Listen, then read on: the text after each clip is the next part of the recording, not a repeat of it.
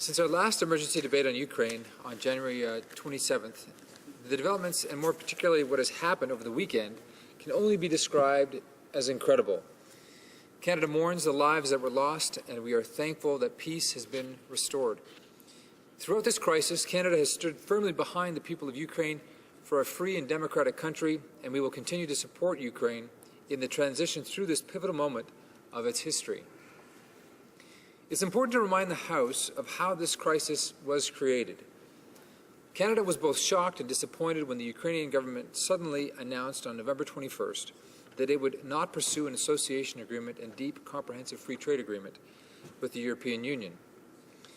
This was an abrupt reversal from years of planning and earnest negotiations on the part of our European partners, and a divergence from Ukraine's path of a deeper partnership and integration with the West. Canada believed then and believes now that Ukraine's greatest opportunities are for a better future lie in association with the European Union. While the protests started out against Yanukovych's sudden reversal, of course, the voice of the people united to express their disillusion and discontent with much larger issues such as corruption and the siphoning off of national assets. Mr. Speaker, one day after our debate on December 10th, Ukrainian authorities ordered the use of riot police against peaceful protesters in Kyiv's Maidan Square. Our Prime Minister issued a statement to express his deep concern regarding the use of force against Ukrainian citizens who were within their rights to protest and express their opinions. A few days later, I personally visited, with a Canadian delegation, Kyiv. We went and visited the protesters in Maidan Square, and we were encouraged the Ukrainians to find a peaceful solution to the crisis. The Ukrainians I met were tired of the corruption in their nation, and they want to embrace Europe and the West. They don't want to go backwards to become just a satellite of the Russian Empire once again. The protesters were positive, hopeful about their future, and determined to see that their demands would be met. Sadly, as they marched with the hope of changing the future of their country and bringing them closer to Europe, braving harsh winter conditions to stage 24-hour protests, President Yanukovych again blighted Ukrainians' faith for a better future. On December 17th, Mr. Yanukovych traveled to Russia to meet with President Putin, where he accepted a $15 billion aid package along with reduced prices for gas. While the deal provided an urgent boost to Ukraine's fast deteriorating economy, it was unclear what conditions were imposed by Russia. But, Mr. Chair, far from quelling protesters, this deal had the exact opposite effect. Massive rallies took place in Kyiv and other parts of Ukraine. We now know the outcome of those protests, dozens killed or seriously injured, but Yanukovych has abandoned his office, and a transitional government is being formed in anticipation of free elections to be held later this year. I'd like to offer a few observations on the current situation. While the oppressive Yanukovych regime is gone, Ukraine faces major challenges in the months and years ahead. The economy there remains fragile, and foreign assistance is essential. Canada and the West, through the International Monetary Fund, are prepared to provide an assistance package. $15 billion has been set aside by the IMF. And while Europe and the West provide the Ukraine's best options in terms of expanded trading opportunities, reaching agreements will require negotiation and compromise. We also call on the Russian government to continue to respect the sovereignty of Ukraine. I was very encouraged to hear Russian ambassador's recent comments indicating that his nation will not intervene militarily. In terms of the domestic political situation, the variety and number of political parties present challenges in reaching a consensus on the many important issues facing the nation. Regardless, we call on all parties and leaders to respect the rights of all Ukrainians. Ensuring minority rights are protected demonstrates a nation's commitment to freedom and the rule of law.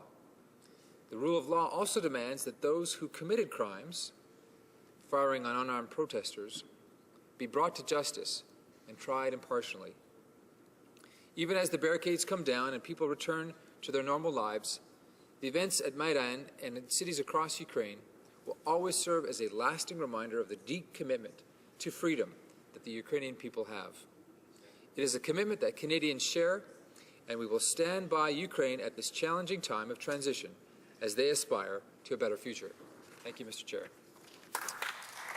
Questions and comments. The Honourable Member for Pontiac. Well, thank you, Mr. Speaker. And I was paying attention to my honourable colleague's speech. I thought it was particularly interesting that he mentioned economic issues, because I think the political economy of the Ukraine is really one of the central elements of what is going on there, and to focus more particularly on energy policy.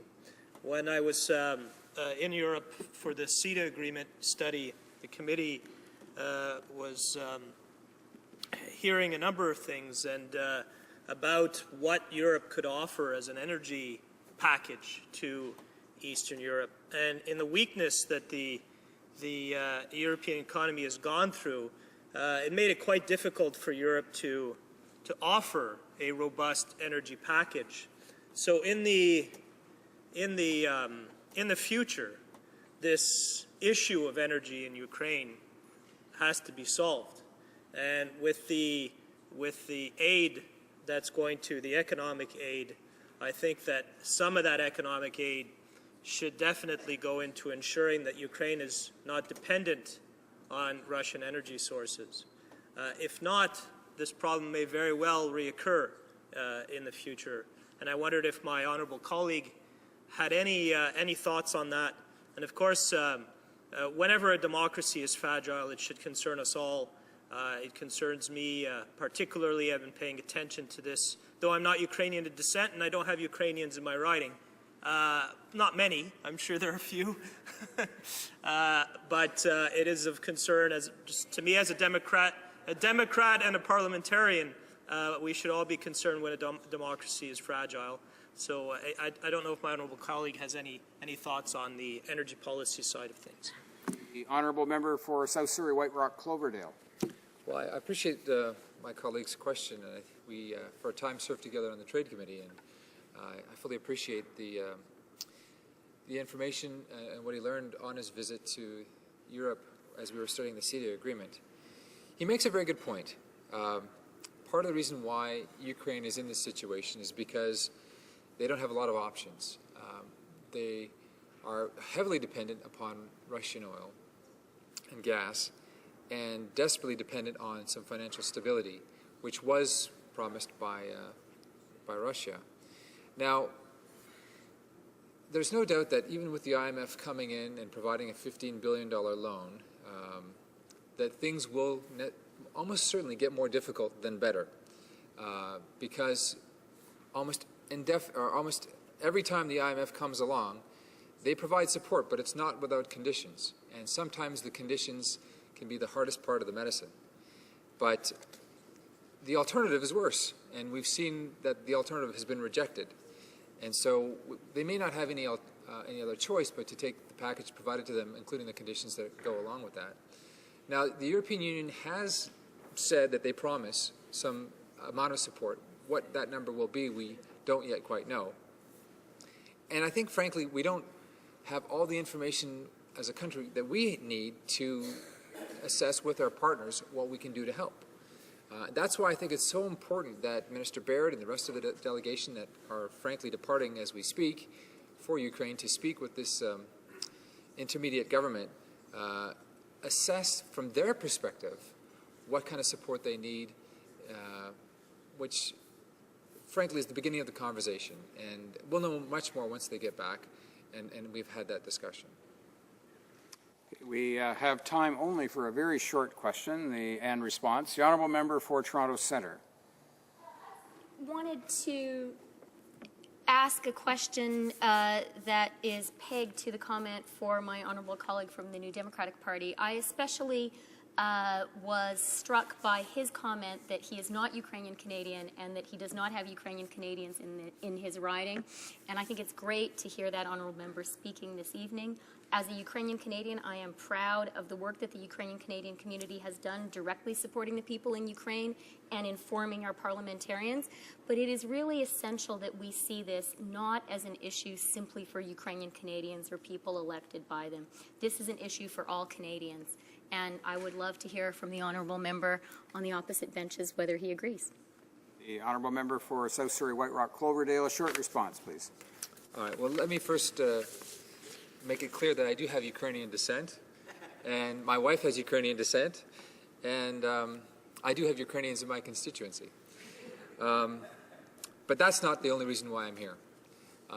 I'm also here because, as a country, we need to support democracies around the world. We need to be there when they're in crisis. We need to help them reestablish freedom, human rights, and the rule of law. And that's exactly what our government has done and what we intend to do. Thank you.